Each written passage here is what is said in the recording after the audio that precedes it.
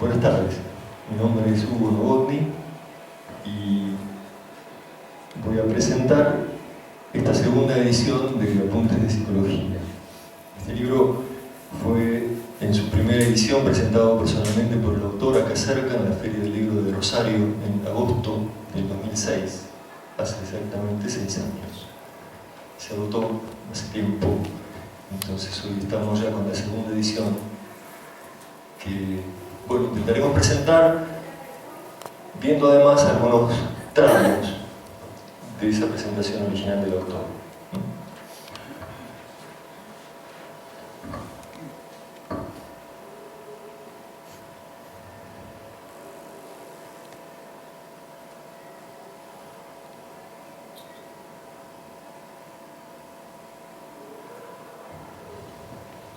Entonces, vamos a presentar este extraordinario, diría yo, libro de Silo, Apuntes de Psicología, hablando de inspiración, del fenómeno, de la experiencia de inspiración.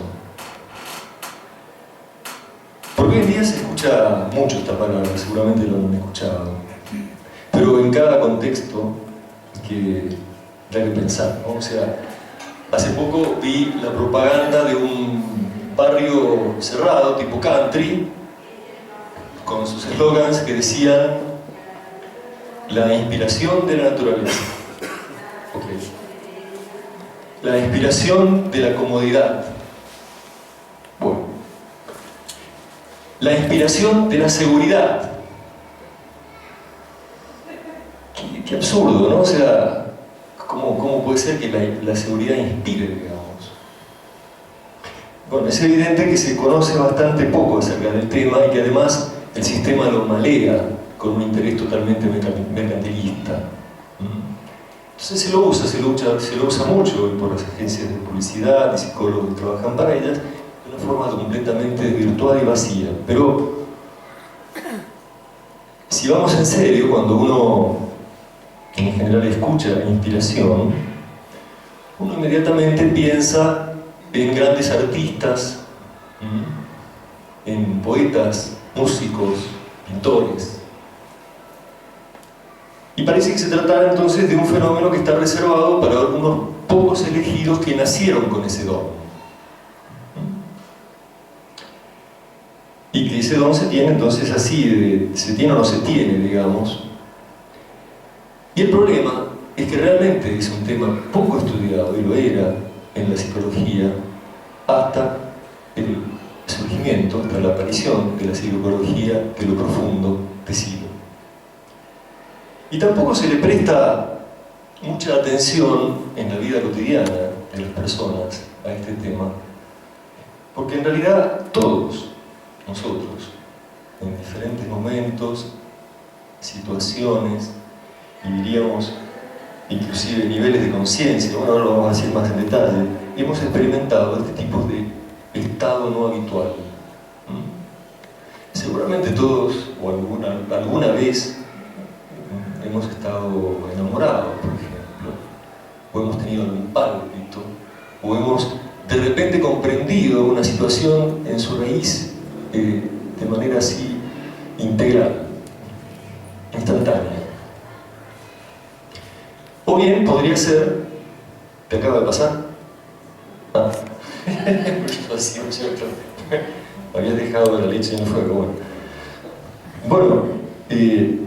Esas, por ejemplo, son algunas de las expresiones de distintos casos de conciencia inspirada, que decíamos, pueden darse no solamente en este estado como nos encontramos ahora, digamos, de una cierta vigilia, y sino que también nos puede haber surgido en el sueño, por ejemplo, o el despertarnos. Nos podemos haber, por ejemplo, despertado comprendiendo la raíz de un problema, o bien con la respuesta precisa a una pregunta que nos habíamos formulado hacía tiempo, o con una idea nueva, brillante, para un proyecto que tendremos a partir de ahí. ¿No? ¿No está pasando nada? Muy interesante, bueno, de eso estamos hablando, esas son manifestaciones de conciencia inspirada. Veamos qué nos dice Silo acerca de este tema. En este apretado resumen de Psicología 4, quisiéramos referirnos a una estructura global de la conciencia en la que surgen intuiciones inmediatas de la realidad. Se trata de la estructura de conciencia inspirada, frente a la cual nos preguntamos: ¿es un estado de ensimismamiento o de alteración? ¿Es un estado perturbado? ¿Una ruptura de la normalidad? ¿Una extrema introyección o una extrema proyección? Por cierto, la conciencia inspirada es más que un estado. Es una estructura global que pasa por diferentes estados y que se puede manifestar en distintos niveles. Así, la conciencia inspirada aparece en grandes campos como la filosofía, la ciencia, el arte y la mística, pero también aparece cotidianamente en las intuiciones o inspiraciones de la vigilia, del semisueño y del sueño paradojal. Ejemplos habituales de conciencia inspirada son los del pálpito, los del enamoramiento, las comprensiones súbitas de situaciones complejas y la resolución instantánea de problemas que perturbaron durante mucho tiempo al sujeto.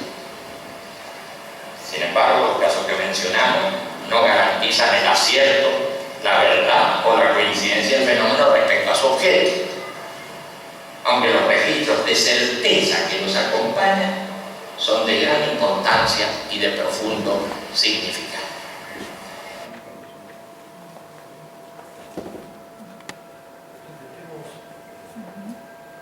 Intentemos recordar brevemente, para uno mismo, digamos, ¿no? No hace falta que lo comentemos. Si hemos experimentado alguno de esa forma de inspiración que decíamos recién, o que mencionaba recién Silo, de enamoramiento, de pálpito, de comprensión súbita, y tratemos de recordar qué sentimos en aquel momento. También puede ser interesante recordar si hemos tenido alguna de las experiencias mencionadas en este otro libro de Silo, el mensaje de Silo, en su capítulo 5, que se llama Sospecha del sentido. A veces me he adelantado a hechos que luego sucedieron. A veces he captado un pensamiento lejano. A veces he descrito lugares que nunca visité. A veces he contado con exactitud lo sucedido en mi ausencia. A veces una alegría inmensa me ha sobrecogido. A veces una comprensión total me ha invadido. A veces una comunión perfecta con todo me ha extasiado. A veces he roto mis ensueños y he visto la realidad de un modo nuevo. A veces he reconocido, como visto nuevamente, algo que veía por primera vez. Y todo ello me ha dado que pensar. Buena cuenta me doy que sin esas experiencias no podría haber salido del sinsentido. Bueno, este es todo un tema que se desarrolla en el mensaje de Silo, el tema del sentido de la vida, y es muy interesante como Silo justamente cierra este capítulo con esa reflexión, o sea, no por el carácter, digamos, paranormal que pueden tener algunas de esas experiencias que aquí se están relatando, sino por esa intuición de sentido, de algo que está más allá de la provisoridad de lo que percibimos habitualmente, que puede surgir como sensación, como intuición, como sospecha, como registro ante alguna de estas experiencias. Bueno, aquí se están mencionando casos así, de éxtasis, de arrebato, de reconocimiento, de distintos estados, o casos de conciencia inspirada. Dejémoslo ahí, digamos. Muy interesante reflexionar sobre esto, ver si uno lo encuentra, recuerda, porque no se le da mucha importancia en general al tema. A veces inclusive uno se puede quedar con una sensación rara de que ¿por qué me pasan estas cosas? Me estaré volviendo loco.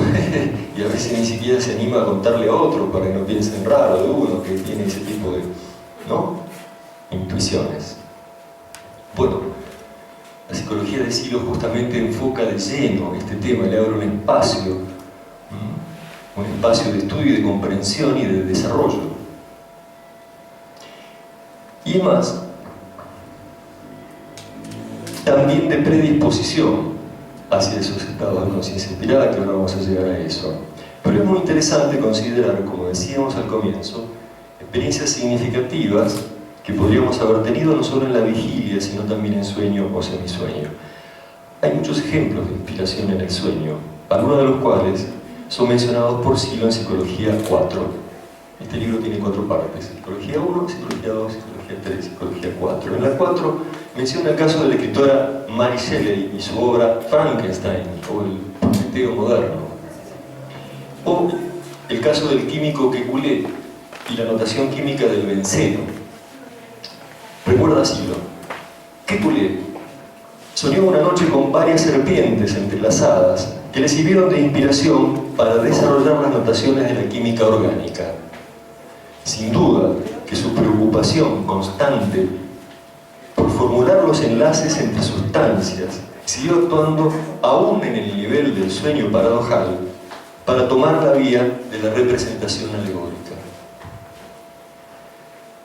Otro caso extraordinario, comentamos nosotros, es el de Mozart, que según contó a sus amigos, y uno de ellos después lo coloca en sus memorias, una noche en sueños vio la sinfonía completa en la forma de una espectacular torta, cada una de cuyas porciones era una parte de esa sinfonía, pero todas sonaban al mismo tiempo. Así lo contó él. Y cuando despertó, totalmente conmocionado por esa experiencia que había tenido maravillosa de escuchar esa sinfonía en un instante, todas las partes juntas, se dio cuenta que tenía que empezar a desplegar esa experiencia de una forma, digamos, lineal y transmisible para los otros seres humanos. Y entonces escribió la sinfonía. Qué maravillosa, ¿no?, la conciencia humana y su capacidad de traducción de impulsos. Bueno, de esos hay muchos casos, y lo menciona varios casos de estos significativos en Psicología 4. Pero decíamos, un momento muy importante que quisiéramos destacarlo, descrito por Silo en esa Psicología 4, es lo referido al modo de disponerse para facilitar la inspiración, o para lograr una inspiración que sea más profunda, más fuerte, más significativa. Ya no entonces como un fenómeno accidental u ocasional, sino como un fenómeno deseado. Escuchemos así. Pero volvemos al parágrafo dedicado a los fenómenos accidentales y los fenómenos deseados de la conciencia inspirada. Allí decimos: hemos reconocido estructuras de conciencia que se expresan accidentalmente.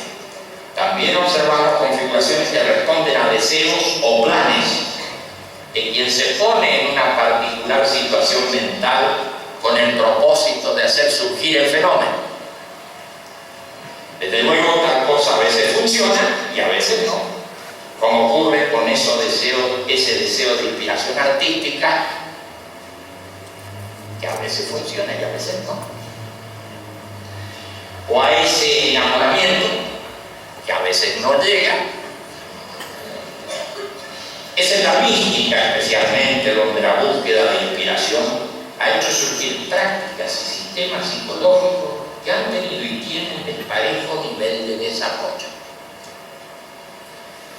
Así reconocemos a las técnicas de trance como pertenecientes a la arqueología de la inspiración mística.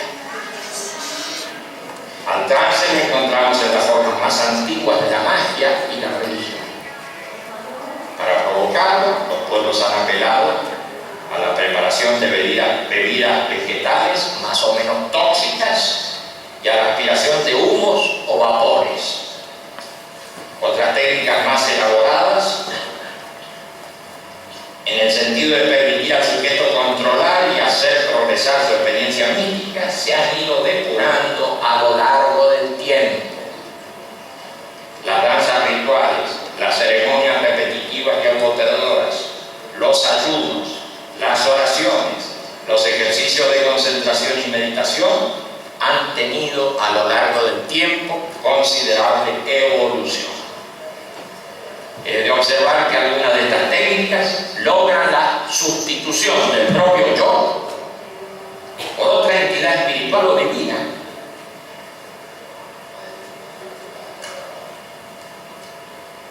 Y en base a esas imágenes se va profundizando en el espacio de representación, se toma contacto con otro estado o tal vez con otro nivel de conciencia al cual nos referimos con la designación de lo profundo.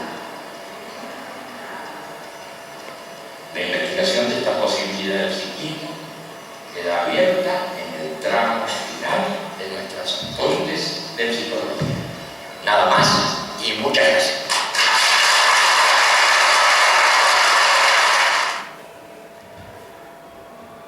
Vale aclarar en este punto, ¿no?, que en nuestra opinión el uso de sustancias psicotrópicas para el logro de estados no habituales de conciencia, mescalina, ayahuasca, drogas en general de distinto tipo,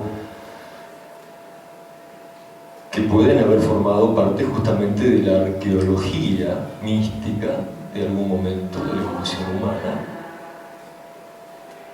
no solamente son innecesarias, sino además inconvenientes por la adicción que producen, con sus consecuencias destructivas, tanto físicas como psicológicas, y también porque se pierde toda posibilidad de manejo sobre la conciencia y el progreso del fenómeno. Entendemos que a este punto de la evolución humana es posible lograr mejores estados progresivos, crecientes, usando las técnicas de meditación adecuadas.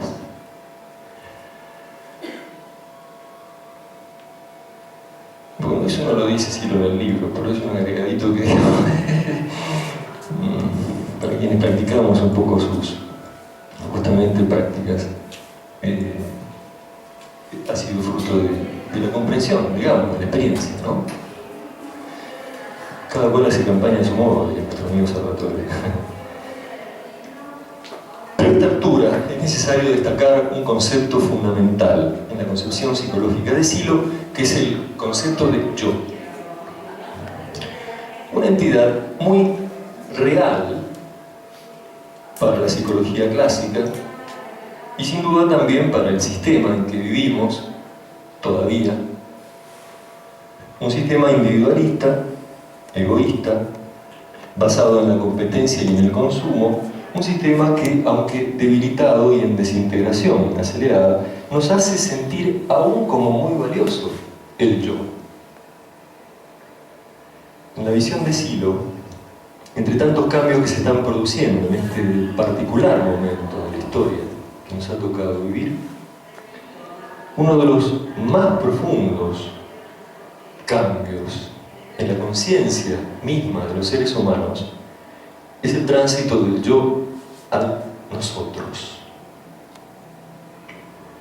Un nosotros propio de una conciencia ampliada que experimenta como más real aquello que es compartido, aquello en lo cual uno se sintoniza con otros, esos momentos breves y maravillosos en los que uno se siente sintonizado con la vida, con el universo, uno con todo. Pero yendo a la definición que Sylow da respecto del yo en sus apuntes, dice: el registro de la propia identidad está dado por los datos de sentidos y de memoria, más una peculiar configuración que otorga a la conciencia la ilusión de permanencia. No obstante, los continuos cambios que en ella se verifican, esa configuración ilusoria de identidad y permanencia es el yo. Más adelante escribe: es claro que existe para la conciencia el registro y la noción del propio yo, pero comprendemos que se trata de una estructuración variable dependiente de la situación de los sentidos, de la memoria y de la posición de la atención en el espacio de representación. Este yo, configuración ilusoria y variable de la conciencia, aunque útil para mover el cuerpo, para moverse en el mundo material externo, es el que se trata de sustituir, como hizo Sylow, o suspender para acceder a los espacios profundos de la conciencia inspirada. Nos detendremos aquí un instante para referirnos a la revolucionaria teoría de la imagen y el espacio de representación introducida por Sylow. Fue verdaderamente impactante encontrarnos en Moscú, el mismo lugar donde Sylow recibiera en 1993 la distinción de doctor honoris causa de la Academia de Ciencias de Rusia, encontrarnos con científicos del programa espacial ruso que reconocían lo avanzado de esta concepción de Sylow. Claro, es que fuera del globo terráqueo, en situación de ingravidez, ¿dónde está el arriba? ¿Dónde está el abajo? En palabras del médico y psicólogo de cosmonautas, Vladimir Ponomarenko, decía: es verdaderamente sorprendente que Sylow, con su teoría psicológica, y nosotros puestos en la práctica a resolver el desafío de diseñar naves espaciales, llegáramos a la misma concepción, que toda percepción o representación se da como imagen en un espacio mental. Leemos en Psicología 2 de Sylow: cuando hablamos de imágenes, no estamos hablando solamente de las imágenes visuales. Cada sentido produce su tipo de imagen y gracias a eso se puede tener representación de fenómenos gustatorios, olfatorios, auditivos, etc. Y más adelante: todo fenómeno de percepción que llega al aparato de coordinación se emplaza en algún punto de la pantalla de representación. Se trata de un sonido, se trata de un olor, se trata de un objeto que entra por vía visual. En todos los casos se emplaza en algún punto del espacio de representación. Este espacio, dice Sylow, no solamente tiene gradación en dos planos, sino que tiene profundidad, tiene volumen y reproduce aproximadamente el propio cuerpo. En pocas palabras, ahí cerramos comillas, en pocas palabras, todo lo que percibimos, imaginamos, sentimos, todo registro que tenemos de lo que hacemos, se da en este espacio mental de representación, que además de alto y bajo, derecha, izquierda, tiene también profundidad.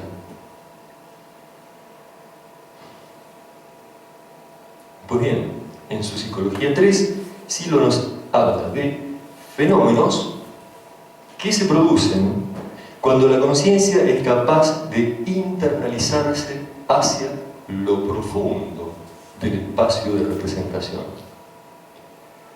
La conciencia puede llegar a lo profundo por un especial trabajo de internalización. En esta internalización, dice Sylow, irrumpe aquello que siempre está escondido, cubierto por el ruido de la conciencia. es en lo profundo donde se encuentran las experiencias de los espacios y de los tiempos sagrados. Y más adelante, en Psicología 4, la entrada a los estados profundos ocurre desde la suspensión del yo. Ya desde esa suspensión se producen registros significativos de conciencia lúcida y comprensión de las propias limitaciones mentales, lo que constituye un gran avance. Así entonces, en la gran variedad de casos de conciencia inspirada que podemos rescatar, sean de éxtasis, de arrebato o reconocimiento, hay una constante: la sustitución o suspensión del yo durante algunos instantes.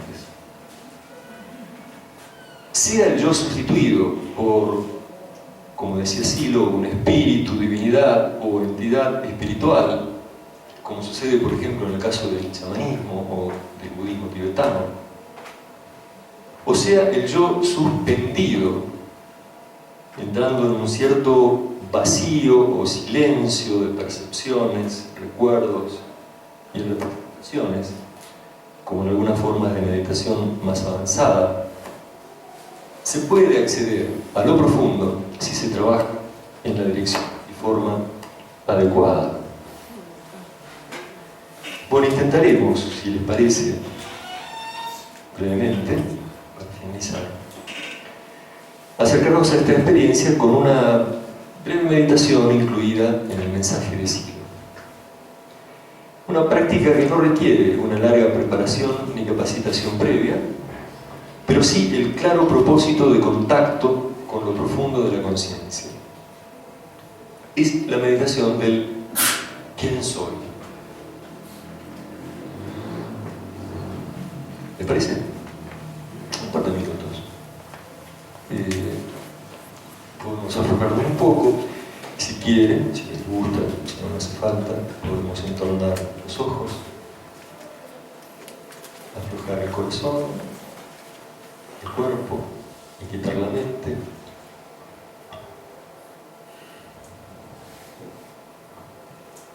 Entonces meditamos sobre la frase: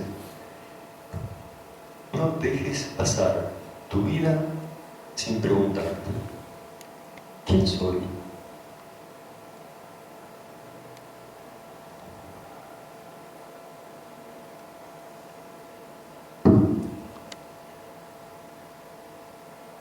Tal vez vayamos obteniendo diferentes respuestas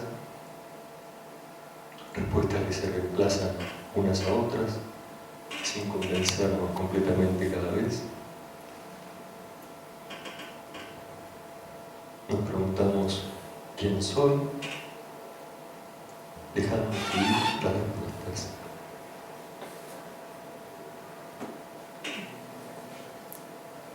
¿Soy un nombre y un apellido? ¿Un número de documento?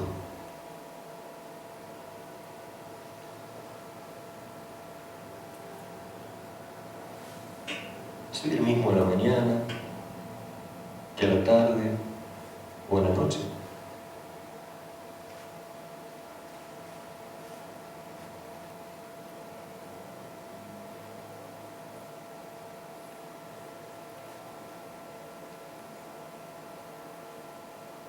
¿Quién soy? Padre, madre, hijo, hermano, amigo, compañero. Nada de eso. O tal vez todo eso y mucho más.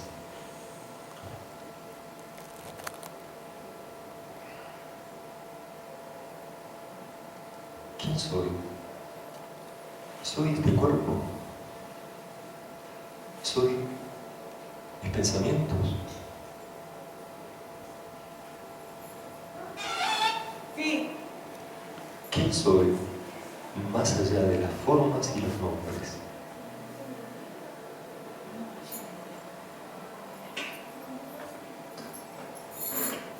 ¿Soy el objeto o soy el acto?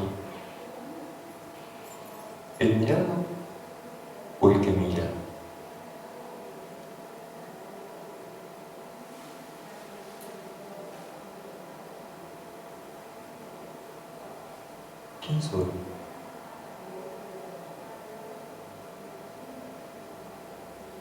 ¿Quién somos? ¿Qué es?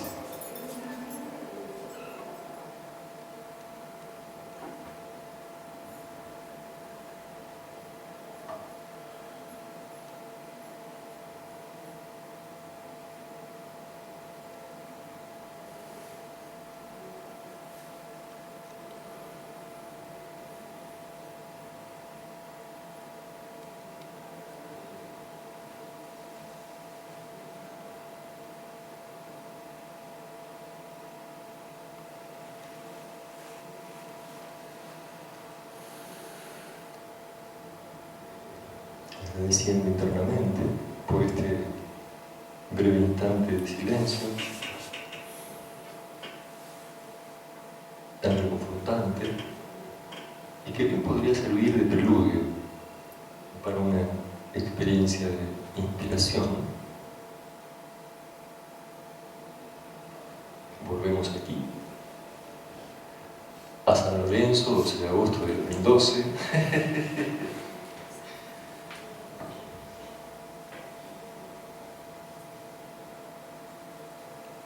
Lugar donde no hay tiempo ni espacio, ¿no? Bueno, para terminar entonces, creemos que la concepción psicológica de Silo, descrita en estos apuntes, es la teoría que se complementa con numerosas y diversas prácticas de autoconocimiento y crecimiento interno. Es también la base conceptual para una psicología del aprendizaje intencional, para una pedagogía de la intencionalidad, fundamento de un nuevo paradigma educativo siloísta que ya se está configurando aceleradamente. Esta psicología de lo profundo, de Silo, es, en definitiva, un nuevo conocimiento acerca de nosotros mismos. El buen conocimiento que nos ayuda a descifrar lo sagrado en la profundidad de la conciencia. Es, creemos, la psicología de una nueva espiritualidad de la nación humana que se avecina. Nada más. Muchas gracias.